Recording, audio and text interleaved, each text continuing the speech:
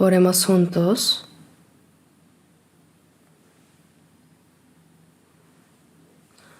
Nuestro Padre Dios, santo y misericordioso, que nos amas. En estos últimos tiempos que tú has determinado, este mundo se llena más de pecado y confusión.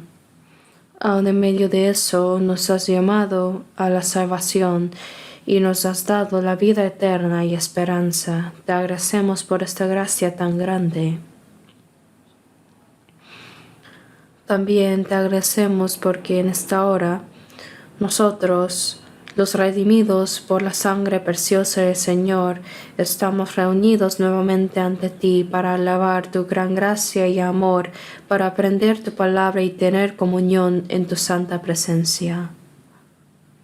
Te pedimos por nuestras iglesias en todo el país y por todas las iglesias del mundo, y por los hermanos que están guardando su fe y predicando el Evangelio en medio de muchas dificultades.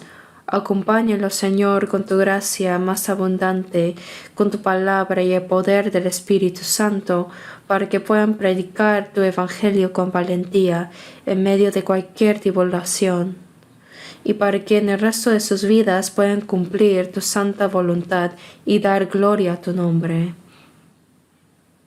Te rogamos que con tu mano misericordiosa sostengas a cada uno de nosotros para que ninguno se pierda ante ti, Señor. Señor, tú que nos enseñas el camino a seguir, con tu palabra siempre en el momento oportuno, ayúdanos a comprender bien tu palabra y tu santa voluntad que deseas revelarnos en esta hora. Todo esto hemos orado en el nombre de nuestro Salvador Jesucristo. Amén. Busquemos San Marcos, capítulo 2, Marcos 2,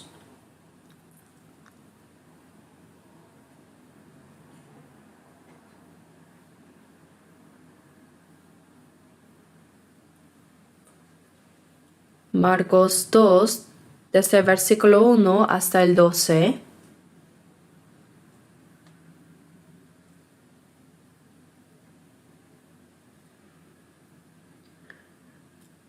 Uno al 12. Entró Jesús otra vez en Capernaum después de algunos días, y se oyó que estaba en casa. E inmediatamente se juntaron muchos, de manera que ya no cabían ni aun a la puerta, y les predicaba la palabra. Entonces vinieron a él unos trayendo un paralítico, que era cargado por 4. Y como no podían acercarse a él a causa de la multitud, descubrieron el techo de donde estaba, y haciendo una apertura, bajaron el lecho en que yacía el paralítico. Al ver Jesús la fe de ellos, dijo al paralítico: Hijo, tus pecados te son perdonados. Estaban ahí sentados algunos de los escribas, los cuales cavilaban en sus corazones: ¿por qué habla éste así? Blasfemias dice. ¿Quién puede perdonar pecados sino solo Dios? Y conociendo luego Jesús en su espíritu que cavilaban de esta manera dentro de sí mismos, les dijo: ¿por qué caviláis así en vuestros corazones? ¿Qué es más fácil decir al paralítico: tus pecados te son perdonados? ¿O decirle: levántate, toma tu lecho y anda? Pues, para que sepáis que el Hijo del Hombre tiene potestad en la tierra para perdonar, dijo al paralítico: a ti te digo, levántate, toma tu lecho y vete a tu casa. Entonces él se levantó enseguida y tomando su lecho salió delante de todos, de manera que todos se asombraron y glorificaron a Dios, diciendo: nunca hemos visto tal cosa.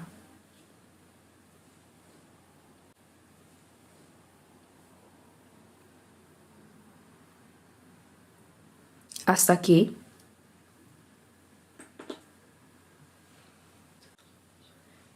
nuevo año 2025 ha comenzado. Con el nuevo año vienen nuevos compromisos, decisiones y planes, y pienso que todo ello se debe realizar para el Señor y para el Evangelio. Y justo a partir de mañana tendremos el primer seminario de la Biblia del año.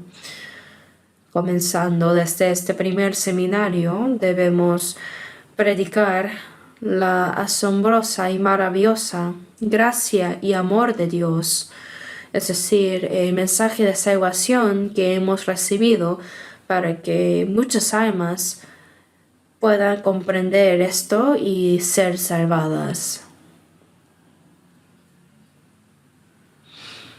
Dios realiza la obra de salvar a los pecadores, pero lo hace a través de quienes recibieron la salvación primero.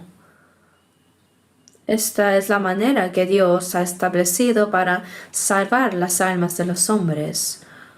Así que tenemos una gran responsabilidad de predicar este evangelio. Así que hoy, con base en el pasaje que hemos leído, quiero compartirles una palabra titulada Los que guiaron al pecador a Cristo. En este pasaje vemos que Jesús estaba en una casa en Capernaum y en esa casa estaba proclamando la palabra de Dios, ¿no?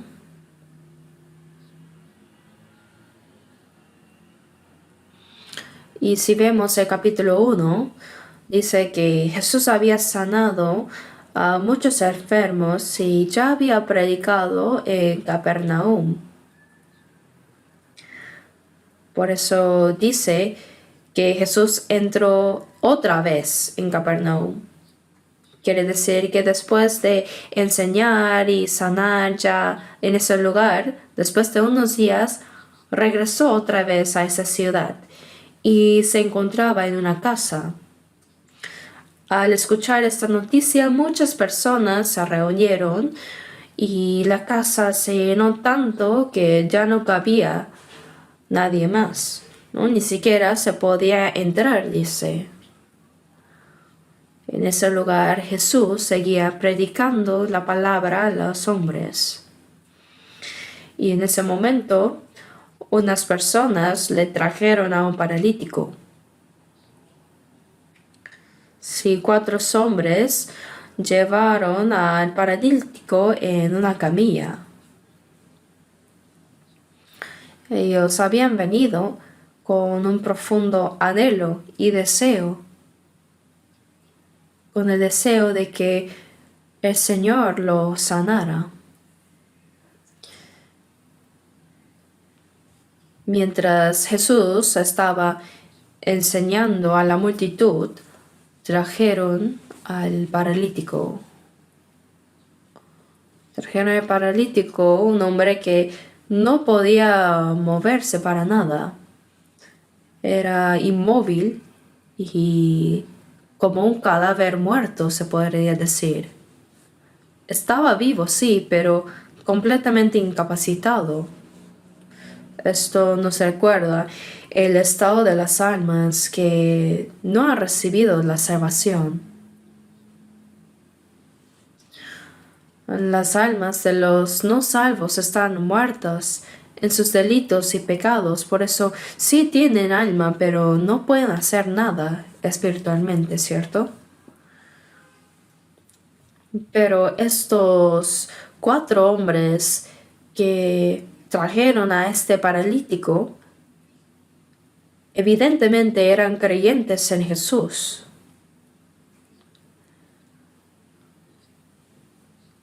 Habían escuchado primeramente la palabra y habían creído en el Señor. Por eso tenían la fe en que si traían al paralítico ante Jesús, ciertamente él sería sanado. Este paralítico no podía acercarse por sí solo a Jesús, sino que alguien tenía que llevarlo. pero no solo acompañarlo, ¿cierto? Sino cargarlo enteramente desde principio a fin. Entonces, para este pobre paralítico, de verdad tener amigos o vecinos que ya creían en el Señor fue una bendición muy grande.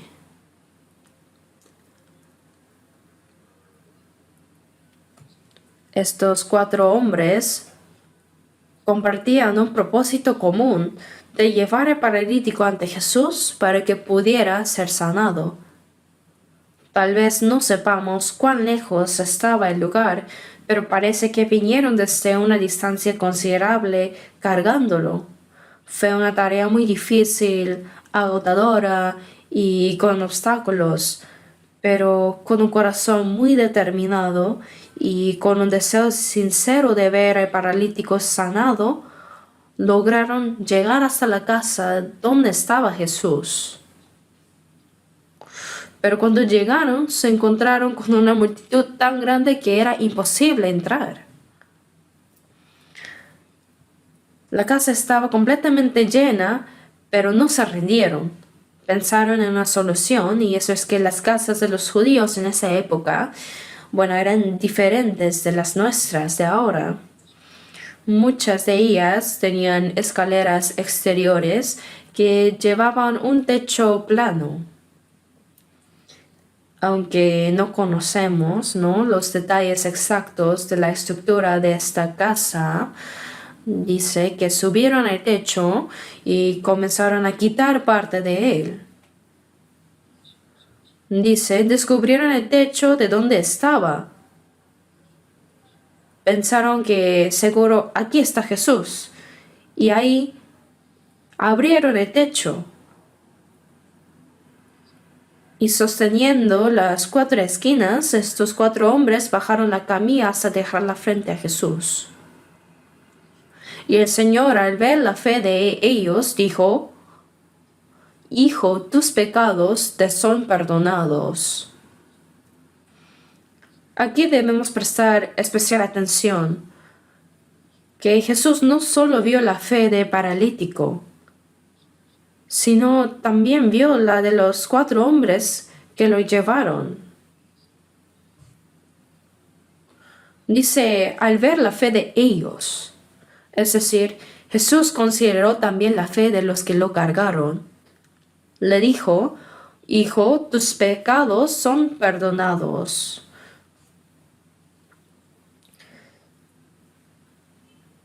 Si nos imaginamos esta escena,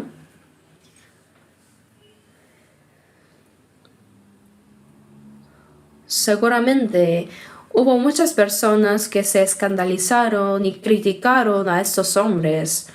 ¿Qué están haciendo? ¿Cómo se atreven a destrozar el techo de la casa de otra persona?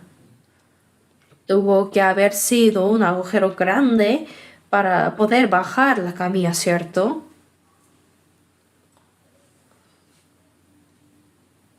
Sin embargo, a estos 4 hombres no les importaron nada. No les preocupó lo difícil que fue ni las críticas que pudieron recibir, porque estaban enteramente enfocados en un único propósito de llevar al paralítico ante Jesús para que fuera sanado. Seguramente yo creo que pensaron en disculparse con el dueño de la casa después y reparar el daño. Pero en ese momento su único objetivo era cumplir con su misión. Jesús, al ver la fe de ellos, no solo del paralítico, sino también de quienes lo trajeron, él dijo: Hijo, tus pecados te son perdonados.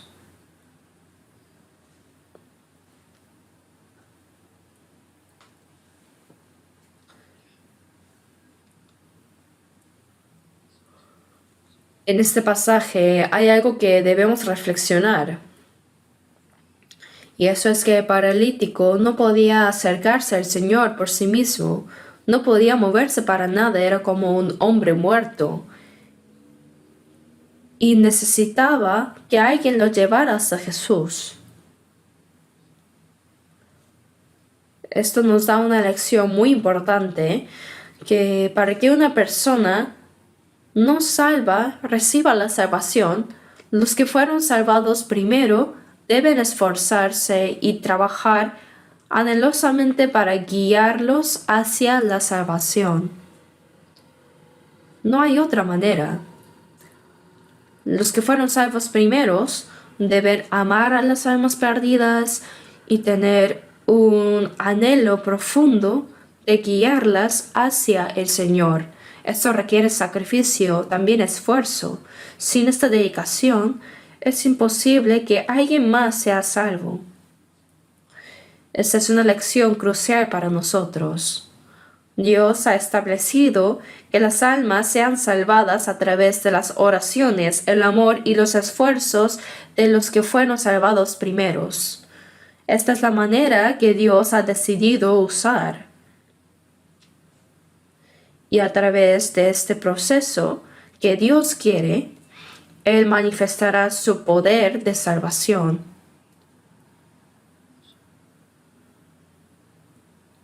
Es por eso que para que alguien sea salvo es indispensable la ayuda de aquellos que fueron salvos primeros. Probablemente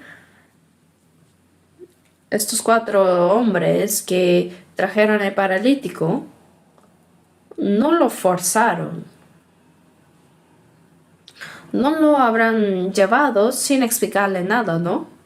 Sino antes de actuar, seguramente le explicaron sobre quién era Jesús y que él tenía el poder de sanar cualquier enfermedad. Así le habrían inculcado un poco la fe.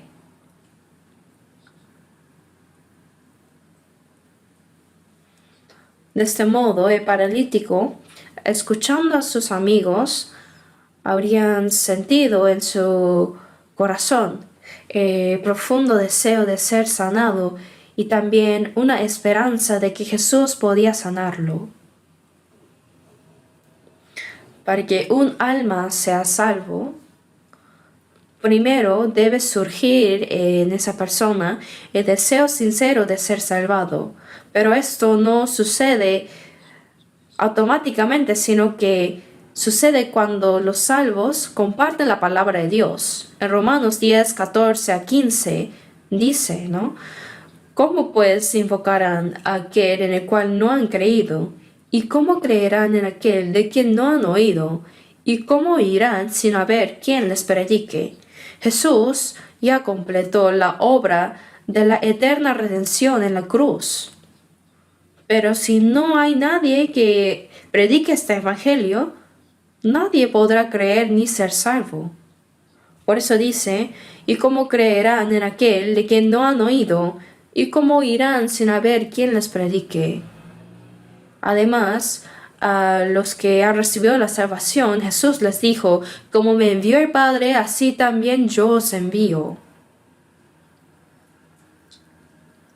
Antes de ser salvos, nacimos en este mundo para recibir la salvación. Y gracias a la ayuda de los hermanos que fueron salvos antes que nosotros, entendimos la gracia de Dios y llegamos a recibir la salvación. Y ahora es nuestra responsabilidad como salvos compartir este evangelio, este mensaje con otros. Y es la mayor misión que el Señor nos ha dado. Por tanto, que otra alma reciba la salvación a través de los salvos es la manera que Dios ha establecido para salvar a los pecadores. Entonces, para que uno sea salvo, es imprescindible el esfuerzo y la dedicación de los que han sido salvados primeramente. Por eso aquí, el hecho importante y claro es que sin la ayuda de los cristianos ya salvos, otra persona jamás puede recibir la salvación. Vamos a leer un momento Filipenses 1. Filipenses capítulo 1. Filipenses 1, versículo 5 y 6. Leamos juntos. Por vuestra comunión en el Evangelio, desde el primer día hasta ahora, estando persuadido de esto, que el que comenzó en vosotros la buena obra la perfeccionará hasta el día de Jesucristo. Desde el primer día hasta ahora. El primer día se refiere al día en que recibimos la salvación. Dice, por vuestra comunión en el Evangelio. Después de ser salvos, ya comienza la comunión entre los hermanos salvos. Por vuestra comunión en el Evangelio desde el primer día hasta ahora. El apóstol Pablo, al llegar a Filipos, como dice en Hechos 16, predicó el Evangelio. Y la primera persona en recibir la salvación fue Lidia, una vendedora de púrpura. Cuando ella fue salva, abrió su casa para recibir al apóstol y a los hermanos que lo acompañaban.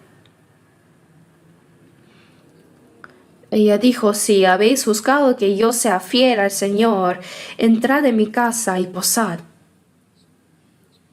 Así, desde la casa de Lidia, Pablo y otros comenzaron a predicar en Filipos.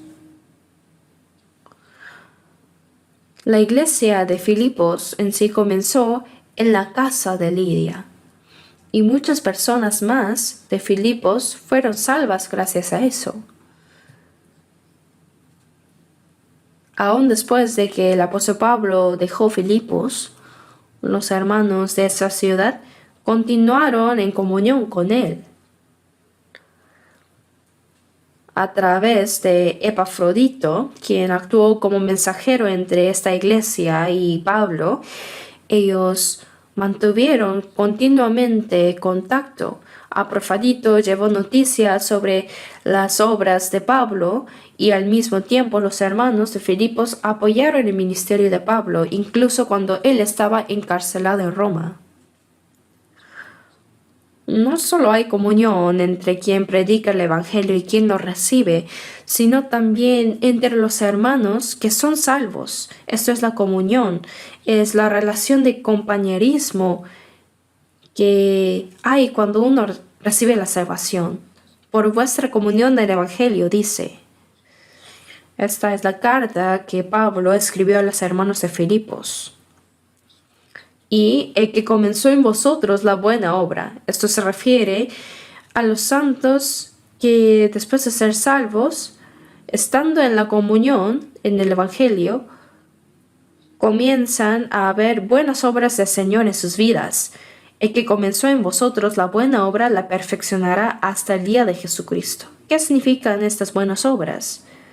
No solo se refiere a las obras moralmente buenas, sino que la salvación de las almas es la obra más buena que Dios ha determinado. En Hechos 10:38 dice, como Dios ungió con el Espíritu Santo y con poder a Jesús de Nazaret, y como éste anduvo haciendo bienes y sanando a todos los oprimidos por el diablo. Jesús, lleno del Espíritu Santo, anduvo por toda la tierra de Israel haciendo el bien, dice. La mejor obra es liberar a las almas esclavizadas por el diablo y salvarlas.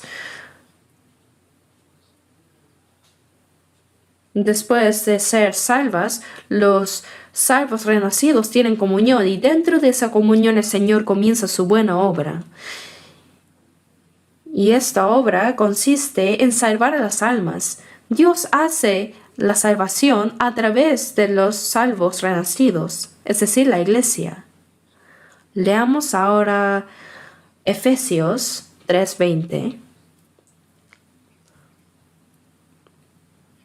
Busquemos Efesios 3:20. Leamos juntos. Y aquel que es poderoso para hacer todas las cosas mucho más abundante de lo que pedimos o entendemos, según el poder que actúa en nosotros. Dice, según el poder que actúa en nosotros, se refiere a los salvos renacidos.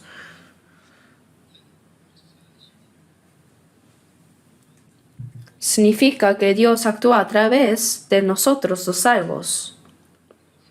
Así como la cabeza piensa, planea y desea hacer algo a través de su cuerpo, el Señor desea trabajar a través de su cuerpo, que es la iglesia. El poder que actúa en nosotros. El que comenzó en vosotros la buena obra. El Señor comienza las buenas obras a través en los corazones de los salvos. Él es poderoso para hacer todas las cosas mucho más abundante de lo que pedimos. Realmente pedimos muchas cosas al Señor, ¿no? Pero lo que más anhelan y piden los salvos es por la salvación de los familiares, vecinos y amigos que todavía no son salvos, ¿verdad? Ese corazón tan ferviente, anheloso de que reciban la salvación. Para esto oramos y nos esforzamos. Él es poderoso para hacer todas las cosas. El Señor puede. El Señor realiza su obra a través de los cristianos renacidos.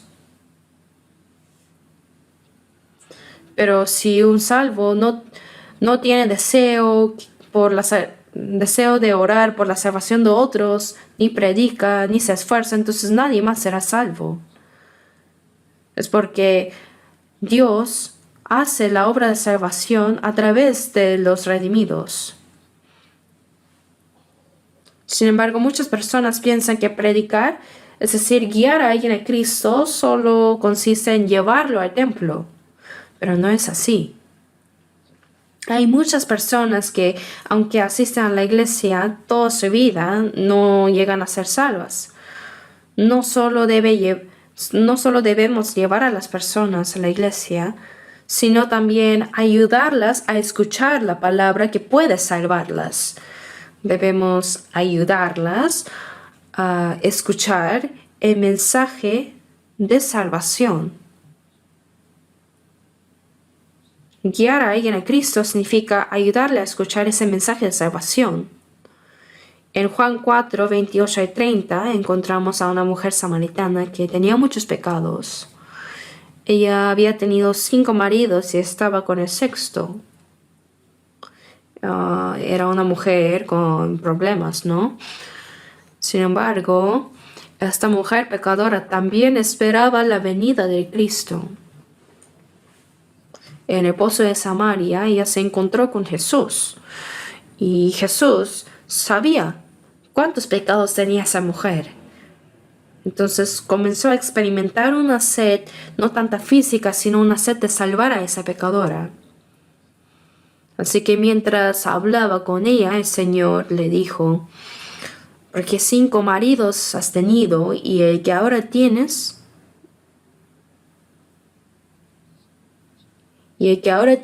no es tu marido. La mujer se sorprendió. Era la primera vez que veía a alguien que conocía todo su pasado y su pecado. Por eso dijo, Señor, me parece que tú eres profeta. En ese momento reconoció a Jesús primero como un profeta. Un profeta, como sabemos, es alguien que no solo conoce a Dios, sino también discierne los corazones de las personas. Entonces, bueno, aprovechando que estoy con un profeta, ella pensó, voy a preguntarle algo más importante. Dijo, nuestros padres adoraron en este monte. Los samaritanos, como sabemos, formaban parte del reino del norte de Israel, pero fueron conquistados luego por Asiria. El reino del norte de Israel cayó alrededor del año 213 a.C. Pero el Israel del norte se mezcló entre los asirios y los judíos. Así, al mezclarse con los gentiles, los judíos despreciaban mucho a los samaritanos. Los trataban como perros y ni siquiera se relacionaban con ellos. Pero estos samaritanos construyeron un templo en el monte Gerizim y adoraban ahí. Dijo: nuestros padres adoraron en este monte y vosotros decís que en Jerusalén es el lugar donde se debe adorar. Entonces, ¿cuál es correcto? Jesús respondió: la hora viene cuando ni en este monte ni en Jerusalén adoraréis al Padre, mas la hora viene, y ahora es, cuando los verdaderos adoradores adorarán al Padre en espíritu y en verdad. Dios es espíritu, y los que le adoran en espíritu y en verdad es necesario que adoren. Entonces la mujer samaritana dijo: sé que ha de venir el Mesías, llamada de Cristo. Cuando Él venga nos declarará todas las cosas. Y Jesús le dijo: yo soy el que habla contigo, yo soy el Cristo. En ese momento Jesús abrió el corazón de la mujer samaritana y ella quedó asombrada al darse cuenta de que estaba frente a Cristo.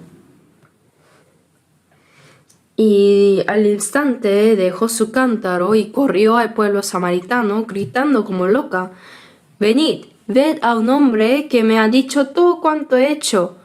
¿No será este Cristo? Todo lo que había hecho era pecado, ¿no es así? Esta mujer, que antes escondía su pecado y evitaba a las personas, iba sola a sacar agua al mediodía bajo el sol tan fuerte porque nadie la quería tratar. Pero ahora, sin vergüenza de sus pecados, exclamaba: venid, ved a un hombre que me ha dicho todo cuanto he hecho. Venid y ved. La predicación es sencilla, es venid y ved. Venid y ved. Sus palabras estaban llenas con tanta convicción que, como dice en Proverbios, las palabras de quien testifica con certeza tiene fuerza. Las palabras de esta mujer no eran comunes. Hablaba con tanta certeza que los samaritanos la siguieron y vinieron ante Jesús, escucharon sus palabras y llevaron a Jesús a Samaria, donde él permaneció durante 2 días predicando el Evangelio, y muchos samaritanos fueron salvos. Aquí vemos que a través de una mujer samaritana pecadora, muchas personas en el pueblo de Samaria llegaron a entender el Evangelio y recibir la salvación. Esto demuestra que el hecho de que el Evangelio se transmita de un salvo a otro es parte del plan de Dios. No importa si es una persona o muchas las que reciben la salvación. En Hechos 16:31 encontramos al carcelero de Filipos, ¿no? Pablo y Silas fueron a Filipos a predicar el Evangelio, pero fueron arrestados. Los judíos los golpearon, les quitaron la ropa y los encerraron en una prisión subterránea, poniéndoles grilletes.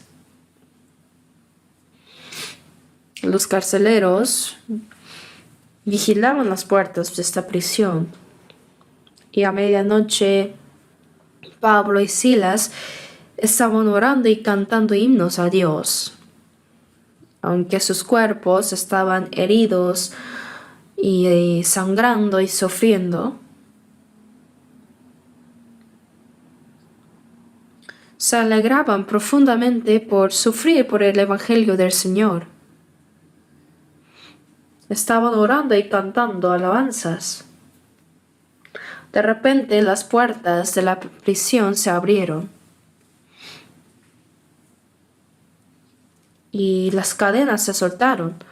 Los carceleros estaban profundamente dormidos y cuando uno despertó y vio que las puertas de la prisión estaban abiertas, se asustó mucho.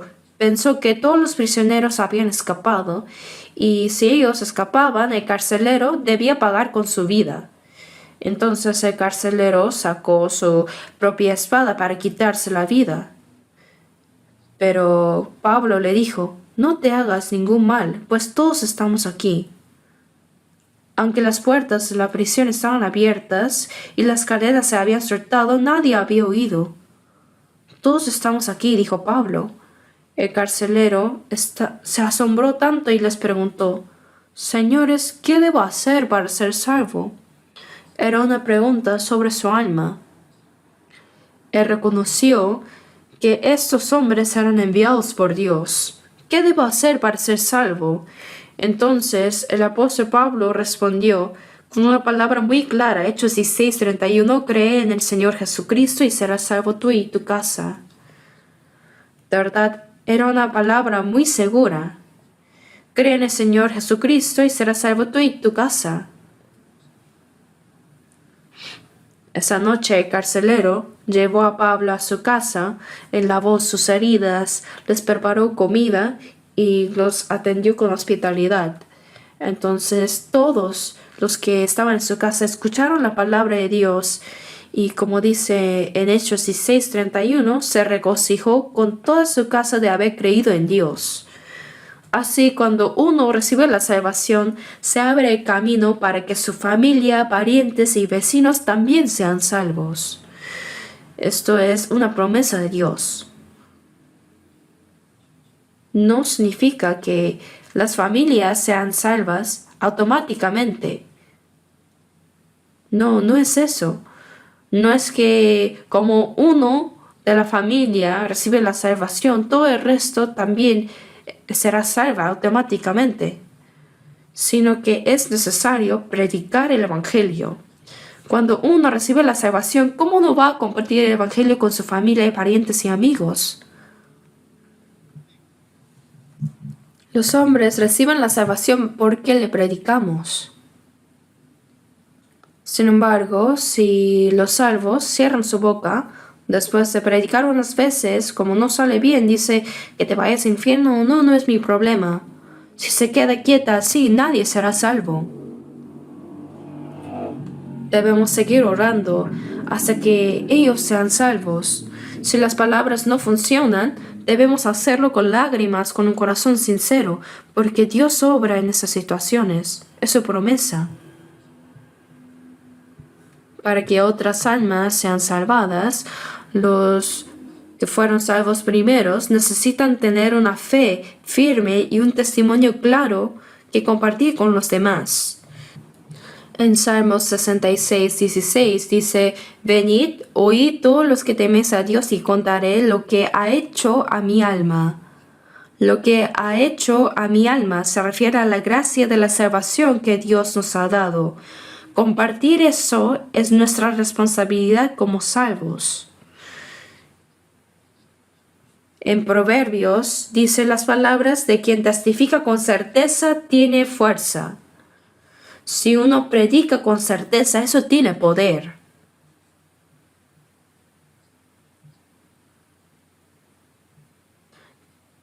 Tiene poder de mover los corazones de las personas a través de los salvos. Así Dios salva a las otras almas.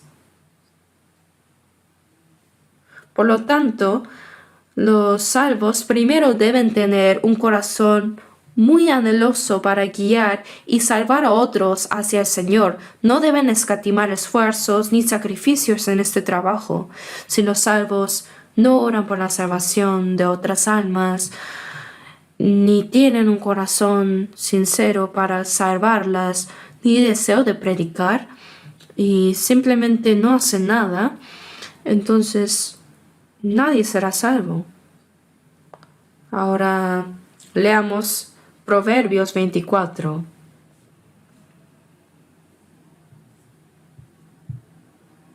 Proverbios 24.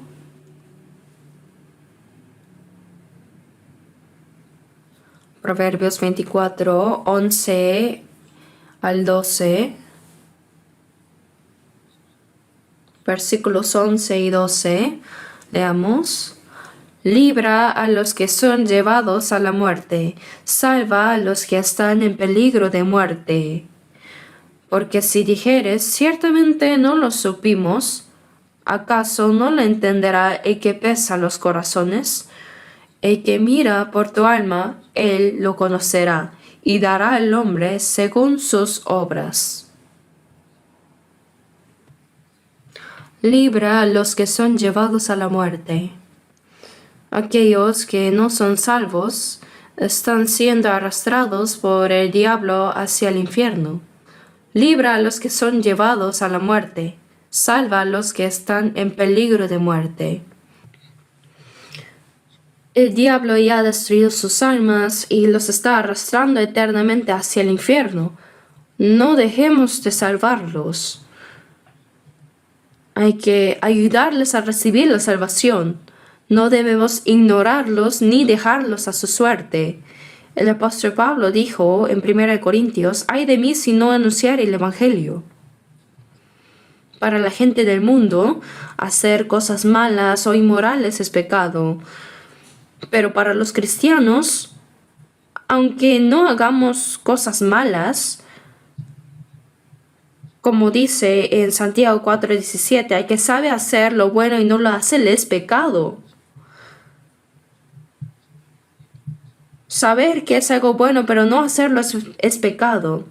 Y entre todas las buenas obras, la mejor es predicar el Evangelio a los que están caminando hacia el infierno y salvar sus almas. Eso es lo que Dios desea.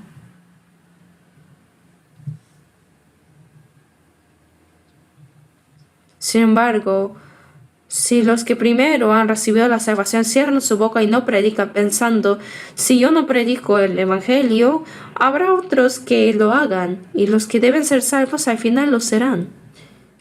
Con este corazón nadie será salvo. Por eso debemos tener un corazón sincero. Para salvar a otros, orar, esforzarnos y no escatimar nuestros sacrificios. Porque si dijeres, ciertamente no lo supimos.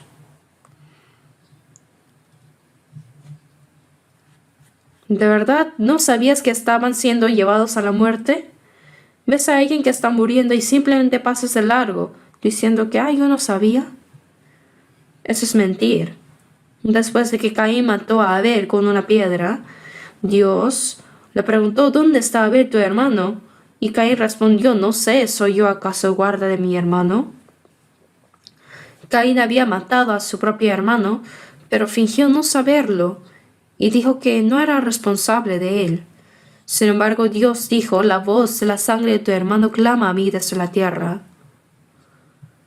Aunque no matemos a otros como lo hizo Caín, si dejamos a las personas que podrían ser salvas sin hacer nada por ellas, podemos convertirnos en asesinos indirectos, ¿no es así? La voz de la sangre de tu hermano clama a mí desde la tierra. Si no predicamos el Evangelio a los que podrían en realidad ser salvos como nuestros familiares, parientes o vecinos, y ellos perecen, ¿qué dirán ellos? No recibí la salvación porque nadie me predicó el Evangelio. Eso es como la sangre de Abel clamando, Dios, yo morí injustamente. La sangre clama así. Si Dios realiza la obra de salvar a los que están siendo arrastrados hacia la destrucción eterna a través de los salvos, si los dejamos solos, no podrán ser salvos. Cuando nosotros recibimos la salvación, ¿fue porque éramos más inteligentes acaso? No. Siempre hubo alguien que oró por nosotros, nos guió y nos ayudó para que pudiéramos ser salvos. En Marcos 2:5, cuando trajeron al paralítico y lo bajaron desde el techo hasta donde estaba Jesús, podemos ver cuán ferviente era su deseo, ¿verdad? No solo paralítico, el paralítico tenía la fe, sino también las 4 personas que lo llevaron hasta Jesús. Jesús lo sabía. Al ver la fe de ellos, dice, le dijo al paralítico: Hijo, tus pecados te son perdonados. Aquí la fe de ellos no solo se refiere a la fe del paralítico quien estaba en la camilla, sino a los que lo trajeron. Lo que debemos reflexionar aquí es que los primeros salvos, si ellos oran fervientemente y tienen el corazón sincero para salvar a otros, se esfuerzan y se sacrifican, Dios realmente salvará las almas a través de su fe.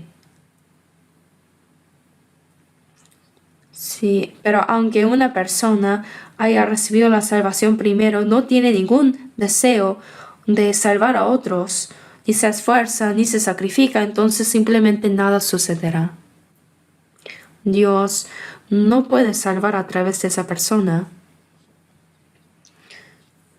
Pero Jesús, al ver la fe de ellos, dijo al paralítico: Hijo, tus pecados te son perdonados. ¿Qué buscaba este paralítico al venir delante del Señor con tanto anhelo? Quería ser sanado de su enfermedad. Vino a Jesús con el deseo de ser sanado físicamente.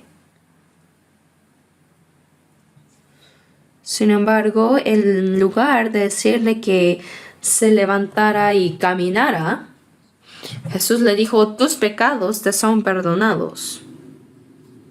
Así muchas personas buscan al Señor, pero lo hacen por razones equivocadas. Algunos siguen a Jesús porque vieron sus señales, como cuando multiplicó los panes para alimentarlos. Otros lo buscan para ser sanados de enfermedades. Pero Jesús no vino simplemente para sanar enfermedades físicas ni para resolver problemas materiales, sino que Él vino para salvar a las almas que están muertas en pecados. En Juan 5:21, Jesús dijo: porque como el Padre levanta a los muertos y les da vida, así también el Hijo a los que quiere da vida. Esto se refiere a dar vida a los muertos, a las almas que están espiritualmente muertas. Esta es la misión de Jesús. La salvación no puede obtenerse por buenas obras o esfuerzos humanos. Ningún esfuerzo humano ni acción virtuosa puede resolver el problema del pecado. Es porque la paga de pecado es muerte. Para que el pecado sea perdonado, alguien sin pecado debe morir en su lugar. En Levítico 17:11 dice: porque la vida de la carne en la sangre está, y yo os la he dado para hacer expiación sobre el altar por vuestras almas. La sangre misma hará expiación de la persona. Tanto en los hombres como en los animales, la vida está en la sangre. Aunque el descubrimiento médico de que la vida está en la sangre es relativamente reciente, Dios ya lo había dicho hace 3500 años en Levítico 17:11.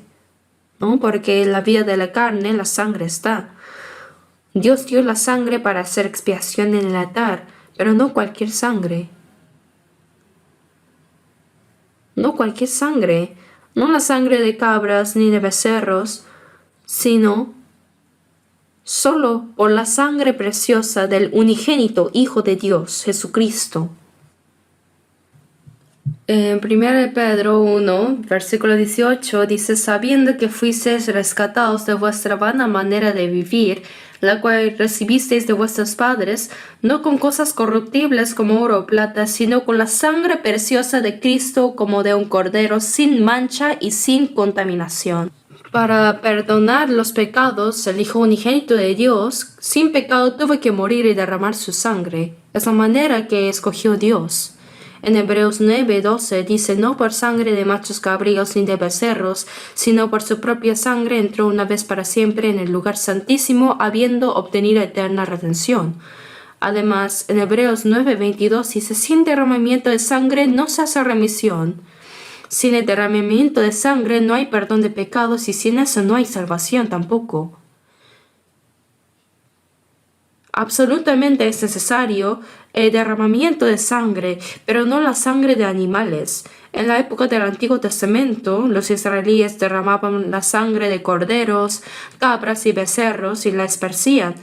Pero eso era solo una promesa de que en el futuro el Hijo unigénito de Dios Cristo moriría en lugar de ellos para perdonar sus pecados. En 1 Juan 3:15 dice, y sabéis que Él apareció para quitar nuestros pecados y no hay pecado en Él.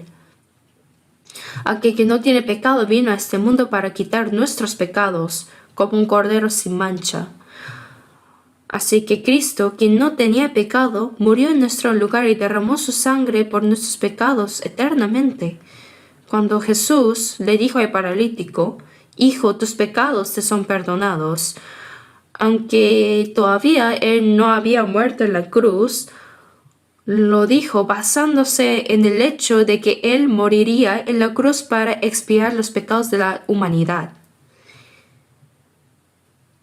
Los pecados te son perdonados.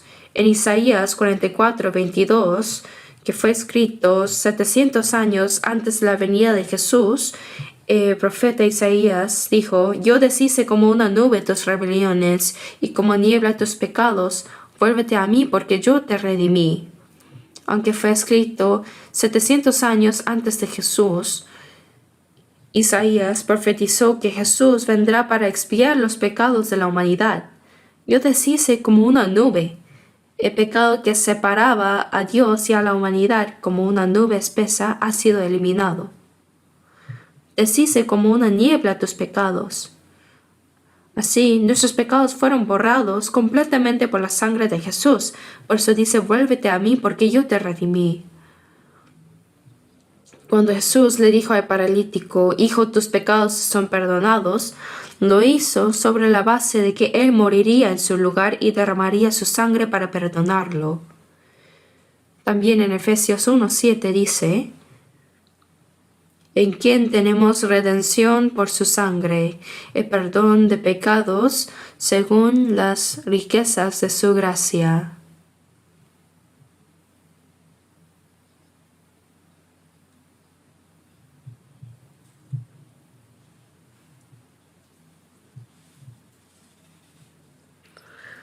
Por la abundante gracia de Dios, hemos sido redimidos por su sangre.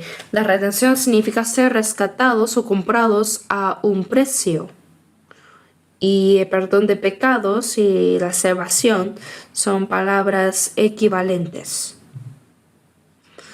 Por eso ahora recibimos el perdón de nuestros pecados también por la sangre de Jesús.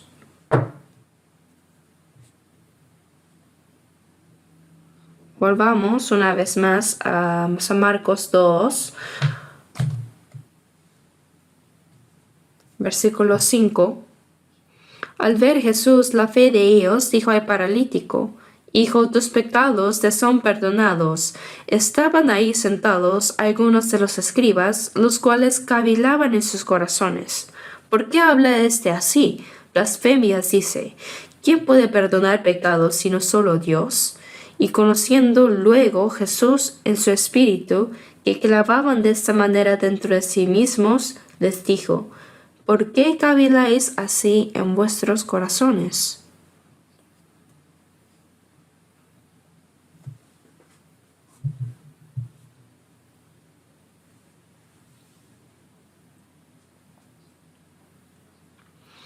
Cuando Jesús dijo, tus pecados te son perdonados, los escribas, estos legalistas que estaban ahí, pensaron en su interior, sin decirlo en voz alta, ¿por qué este hombre habla así? Blasfema.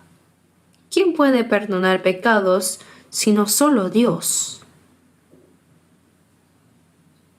Es decir, lo acusaban de hacerse pasar por Dios. Blasfema, dicen ellos. Pero Jesús conocía sus pensamientos internos. Jesús, sabiendo que los escribas lo juzgaban así, sus pensamientos, les dijo,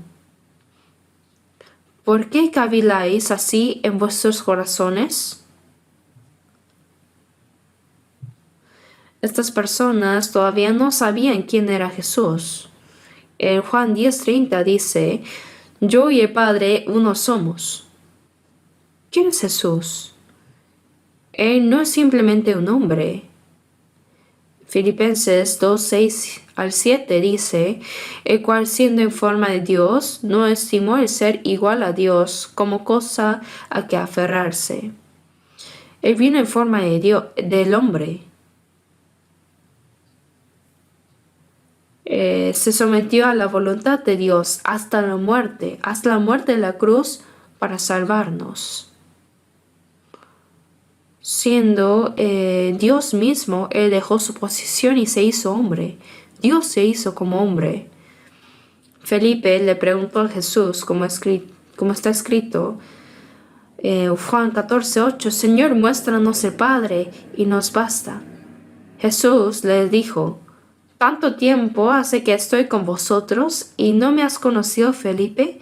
El que me ha visto a mí ha visto al Padre, como pues dices tú, muéstranos el Padre. ¿Quién es Jesús? Es Dios manifestado en forma humana. ¿No es cierto que a través de Jesús Dios mostró su amor, su palabra y su poder, resucitando muertos, limpiando leprosos, dando vista a los ciegos, haciendo obras que solo Dios puede hacer? Y sobre la autoridad de perdonar pecados, los judíos, como aún no sabían quién era Jesús, cuando Él dijo, tus pecados te son perdonados, dijeron blasfema, porque es blasfemia que un hombre pretenda ser Dios. En la ley del Antiguo Testamento se ordenaba apedrear a quien se hiciera pasar por Dios.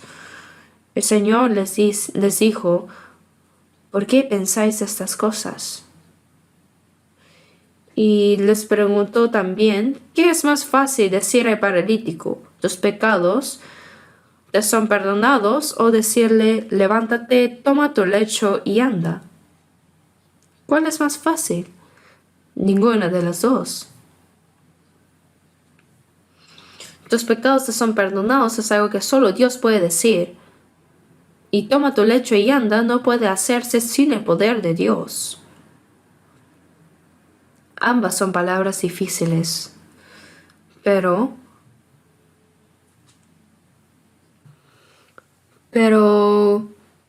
como tus pecados te son perdonados, esto es un fenómeno que no se puede ver inmediatamente. Podrían pensar que es más fácil decirlo, ¿no? Pero para la gente decir, levántate, toma tu lecho y anda sería más difícil. En realidad los dos son difíciles. Pero después de decir estas palabras que nadie más podía decir, en el versículo 10 dice, pues para que sepáis que el Hijo del Hombre tiene potestad en la tierra para perdonar pecados, dijo al paralítico, a ti te digo, levántate, toma tu lecho y vete a tu casa. Entonces él se levantó enseguida y tomando su lecho salió delante de todos, de manera que todos se asombraron y glorificaron a Dios, diciendo, nunca hemos visto tal cosa.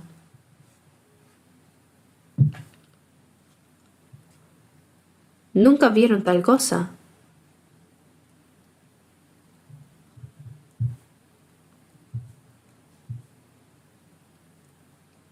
No sabemos por qué este paralítico sufría de una enfermedad tan grave, pero es posible que fuera por algún pecado que había cometido. Todo sufrimiento y aflicción que viene sobre el ser humano es consecuencia del pecado. En Santiago 5 dice, ¿está algún enfermo entre vosotros? Llame a los ancianos de la iglesia y oren por él, ungiéndolo con aceite en el nombre del Señor. Confiesen sus pecados y oren los unos por los otros. Como hay enfermedades y diversos sufrimientos a causa del pecado, lo más importante es primero recibir el perdón de pecados. Confesaos vuestras ofensas unos a otros y orad unos por otros para que seáis sanados, dice. Por eso, primero Dios perdona los pecados y después sana las enfermedades físicas. Esta es la obra de Dios. Jesús no vino a resolver problemas físicos, sino a salvar las almas de las personas. Como cordero de la expiación, Él murió como un cordero para cumplir la expiación de los pecados de la humanidad. En San Juan 5:27 dice, y también le dio autoridad de hacer juicio por cuanto es el Hijo del Hombre. Jesús recibió la autoridad para perdonar pecados y salvar, y hasta recibió la autoridad para juzgar. Él es el Señor de la vida y también el Señor del juicio. Entonces, son dos opciones: o reconocemos ahora la gracia de Dios y recibimos la salvación, o enfrentamos el juicio después. El Señor también es quien juzga. Por eso en Juan 3:8 dice, el que en Él cree no es condenado, pero el que no cree ya es condenado porque no ha creído en el nombre del unigénito Hijo de Dios. ¿Qué es lo que cree el creyente? Cree que Jesús murió en nuestro lugar, recibió el juicio y expió nuestros pecados. Quien cree esto ya no necesita ser juzgado porque el Señor lo recibió en nuestro lugar. Pero el que no cree esto ya ha sido condenado porque no ha creído, dice. El Señor es quien nos salva y también es quien juzga a los que no creen. Por eso también es el Señor del juicio. Veamos brevemente San Juan 20. Juan capítulo 20, leamos.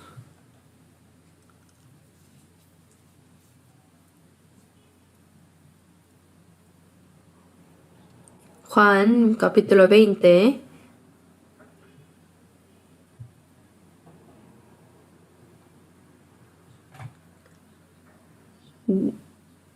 Versículo 20.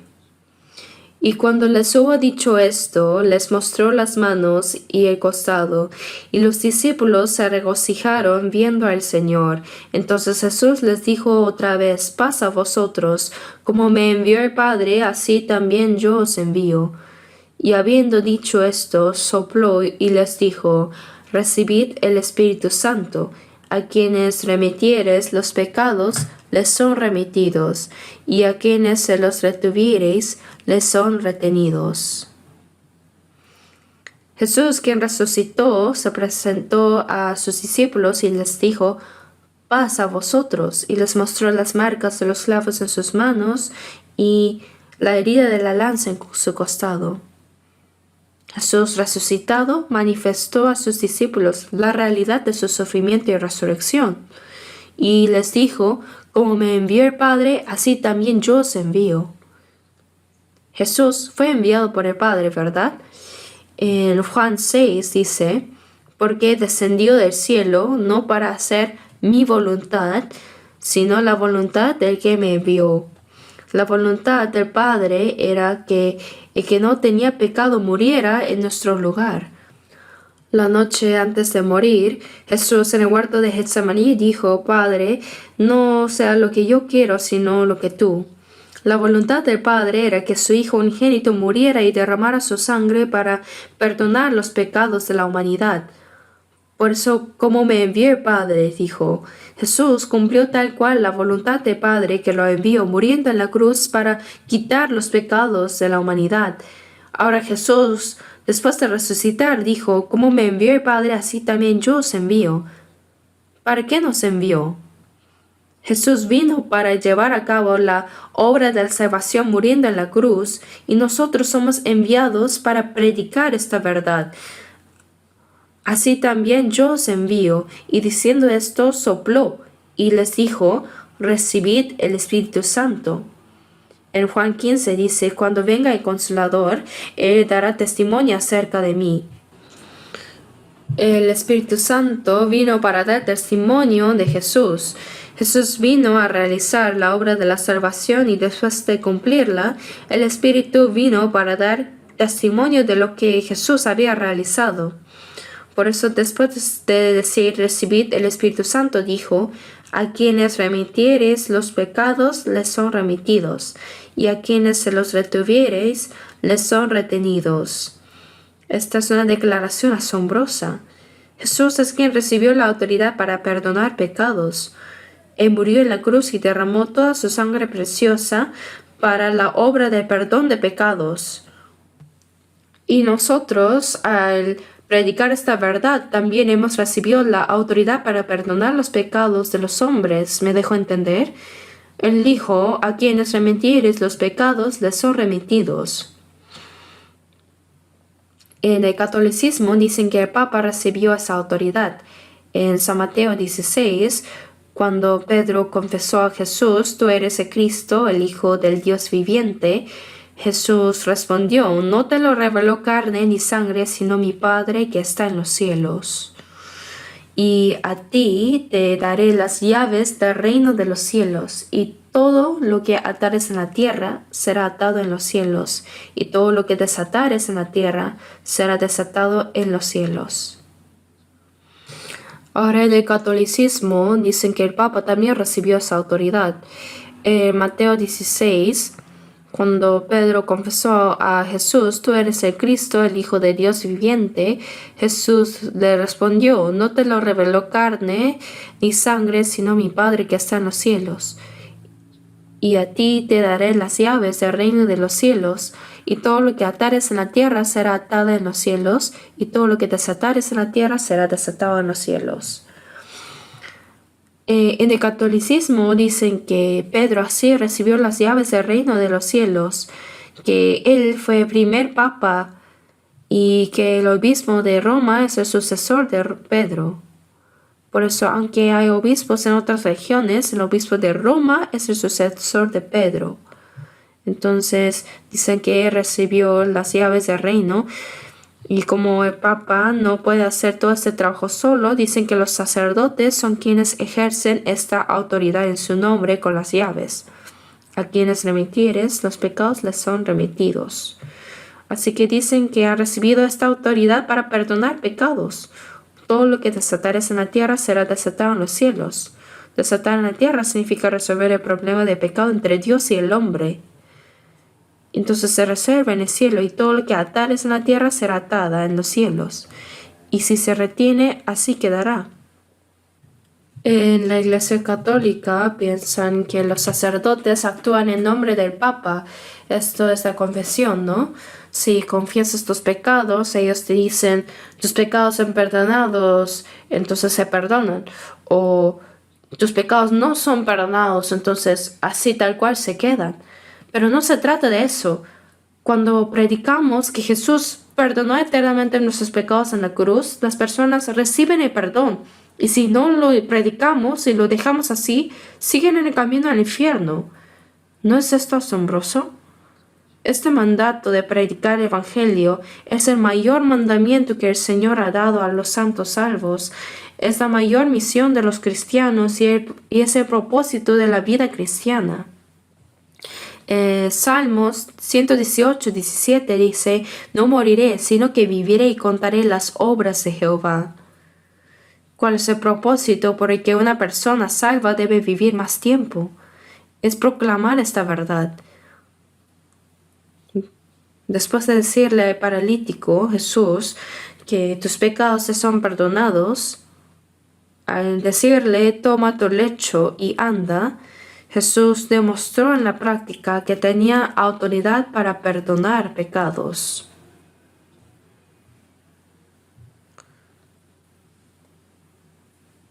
Para que sepáis que el Hijo del Hombre tiene potestad en la tierra para perdonar pecados. A través del poder de hacer que el hombre caminara llevando su lecho, Jesús demostró a la gente que Él era quien había recibido la autoridad para perdonar pecados. Ahora, Él también nos ha dado la autoridad para perdonar pecados, ¿no? En Juan 14:12 dice que cree en mí, las obras que yo hago, Él las hará también y aún mayores hará, porque yo voy al Padre. Nosotros también podemos hacer las obras que Jesús hizo. Así como cuando Jesús dijo, tus pecados te son perdonados y son perdonados, cuando nosotros predicamos el Evangelio, las personas también reciben el perdón de sus pecados. No hay necesidad de decir, los retengo, simplemente no hay que hacer nada. Si los dejamos solos, naturalmente irán al infierno. ¿Está bien quedarse así? con la boca cerrada. Uno debe decir las palabras que puede decir, ¿verdad? Así también dice en Salmos 66:16, venid, oíd todos los que teméis a Dios y contaré lo que ha hecho a mi alma. Como la mujer samaritana que dijo, venid, ved a un hombre que me ha dicho todo en cuanto he hecho. Pero nosotros no hablamos de lo que hemos hecho nosotros, sino de lo que Dios ha hecho por nosotros. Cuando los discípulos de Jesús lo encontraron por primera vez, Andrés le dijo a Pedro y a los otros discípulos, también venid y ved. ¿No será este Cristo? Venid y ved. Podemos predicar de manera sencilla. Como dice, contaré lo que ha hecho a mi alma. Dice que las palabras de un testigo con certeza tienen fuerza. Esto puede mover el corazón de las personas. Los no creyentes nos observan en realidad. Cuando decimos somos salvos, hemos nacido de nuevo, tenemos esperanza del cielo, ellos observan atentamente cuán verdaderas son estas palabras. Observan cómo vive una persona salva. Viendo cómo habla y cómo actúa, se dan cuenta. Lo que estas personas creen es verdad. Lo que proclama, lo que predica esta persona es verdad. Pero por más que hablemos bien, expliquemos bien del Evangelio, si nuestras palabras y acciones no son correctas, no van a creer. Van a decir, también sabe mentir bien. Cuando Jesús le dijo al paralítico, toma tu lecho y anda, al levantarse y actuar como una persona salva, pudieron creer que el Señor le había perdonado sus pecados y le había salvado realmente. Por eso dicen que cuando esa persona se levantó y caminó, recién creyeron que las palabras de Jesús eran verdad. Romanos 1:16 dice, porque no me avergüenzo del Evangelio, porque es poder de Dios para salvación a todo aquel que cree. ¿Acaso nos avergonzamos del Evangelio? ¿Hay algo más asombroso que el Evangelio? Un alma destinada al infierno recibe la salvación cuando comprende y cree en la gracia de Dios. ¿Qué cosa hay que sea más asombroso que esto? ¿Cómo podríamos no predicarlo? Ezequiel 2:5 dice que escuchen o dejen de escuchar. Esa persona no escuchará aunque yo le predique. Esto es prejuzgar. ¿Lo he intentado realmente? ¿Cuántas veces lo ha intentado? Hay que perseverar hasta el final. Si persistimos muy tenazmente, como algunos que continúan orando por sus esposos no salvos y siguen orando y tratan de predicar a pesar de la persecución, yo conozco varios casos donde el esposo recibió la salvación justo antes de morir. Realmente esas oraciones fervientes y anhelosos se cumplen. Dios nos ayuda. Por eso nuestra responsabilidad es así tan grande. Jesús es el Cristo, el Salvador. Y en 1 Corintios 12:13 dice que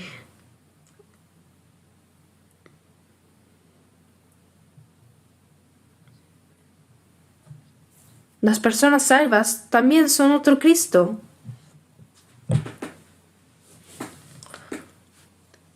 Porque por un solo Espíritu fuimos todos bautizados en un cuerpo.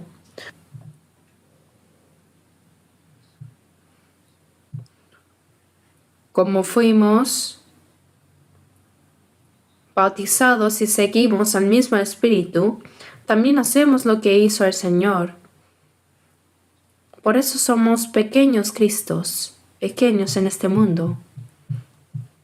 Predicar es un evangelio que se nos ha dado para salvar a las almas. Si escondemos este privilegio y no predicamos, si no predicamos este evangelio, ay de nosotros, dice. En Juan 5:24 dice, el que oye mi palabra y crea que me envió tiene vida eterna y no vendrá condenación, mas ha pasado de muerte a vida. Cuando predicamos la palabra del Señor, el que cree, oye la palabra y cree, no vendrá condenación, mas ha pasado de muerte a vida. Su destino cambia.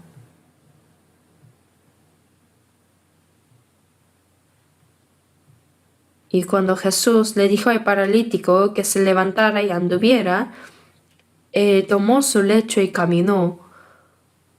Y toda la gente se asombró diciendo, nunca hemos visto cosa semejante. No solo se asombraron, sino que se dieron cuenta y comprendieron que Jesús tenía autoridad para perdonar pecados. Nosotros no debemos guardar solo para nosotros mismos esta maravillosa salvación que el Señor nos ha dado, sino que debemos compartirla. Predicar y orar. Y como los 4 hombres que llevaron al paralítico ante Jesús, sin importar cuántos seamos, si tenemos un mismo propósito, el Señor ciertamente obrará a través de nuestro trabajo, de nuestro esfuerzo y sacrificio para salvar las almas. En el retiro de verano, realmente guiamos a muchas personas al Señor, ¿no? Ellos vienen porque escuchan las palabras de los salvos. Si no fuera así, ¿cómo vendrían esas personas? Mientras otros escapan del calor yendo a la playa o viajando al extranjero para disfrutar, las personas salvas oran fervientemente y se esfuerzan, y así los demás son atraídos al retiro y finalmente al oír la palabra comprenden. No puede suceder esto sin la oración, sin el esfuerzo y sacrificio de los salvos. ¿Qué pasa si nos cruzamos los brazos diciendo, aunque yo no haga nada, todo saldrá bien? Aunque haya un seminario de la Biblia, ¿acaso la obra de la salvación ocurre por sí sola? Si yo no lo hago, otros lo harán, ¿es verdad? Entonces, ¿podemos evadir nuestra responsabilidad así? Como dice Proverbios 24:12, no sabíamos esto, diciendo que no sabían qué bien mienten.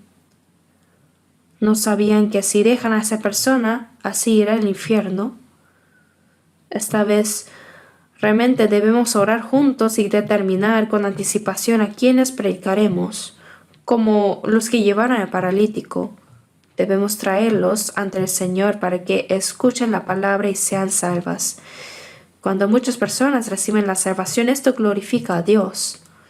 En Juan 15:8 dice, en esto es glorificado mi Padre, en que deis mucho fruto y así probéis que sois mis discípulos. Que muchas personas reciban la salvación es dar frutos, y esto glorifica a Dios. Cuando predicamos y muchas personas se salvan, esto trae gran gozo y gloria a Dios, y es una evidencia de que somos discípulos de Cristo y no solo de palabras. Los discípulos de Cristo hacen lo que Cristo hace, obedecen, actúan según su ejemplo. Así que trabajemos juntos para que muchas personas reciban la salvación esta vez también. Oremos juntos. Padre misericordioso,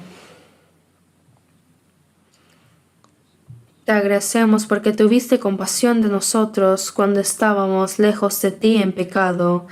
Y aun cuando no te conocíamos, tú nos amaste primero, y por la sangre preciosa que el Señor derramó al morir en nuestro lugar, perdonaste eternamente nuestros pecados. Gracias porque tu Espíritu Santo nos ha permitido comprender esta maravillosa gracia y hemos recibido la salvación por la fe. A nosotros, los que fuimos redimidos por la sangre del Señor, ayúdanos para que en el resto de nuestras vidas podamos cumplir la misión de predicar este evangelio que nos encomendaste, dedicando nuestro tiempo, nuestro talento, recurso y fuerza para guiar las almas perdidas hacia ti. Te pedimos que bendigas este seminario que está por comenzar para que muchas personas se salven y que sea un gozo y gloria para ti, Padre. Ayúdanos a los hermanos salvos para que trabajemos y cooperemos juntos para esta gran y santa obra. Encomendamos todo en tus manos poderosas y oramos en el nombre de nuestro Señor Jesús. Amén.